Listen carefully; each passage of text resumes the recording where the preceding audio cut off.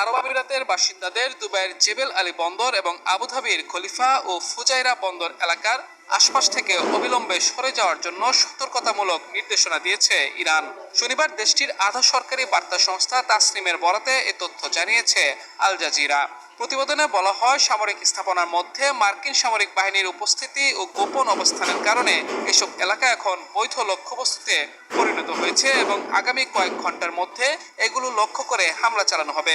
এদিকে ইরানি বাহিনী ইসরায়েল সহ মধ্যপ্রাচ্যের মার্কিন ঘাঁটিগুলো লক্ষ্য করে নতুন দফায় ক্ষেপণাস্ত্র নিক্ষেপ শুরু করেছে। তবে এ বিষয়ে বিস্তারিত তথ্য প্রকাশ করা হয়নি। ইরানের প্রতিরক্ষা মন্ত্রণালয়ের এক মুখপাত্র জানিয়েছেন, তেহরান তাদের উন্নত অস্ত্রের ব্যবহার বাড়াবে, বিশেষ করে ব্যালিস্টিক ক্ষেপণাস্ত্র এবং আরও বেশি ক্ষমতা সম্পন্ন অন্যান্য ক্ষেপণাস্ত্র।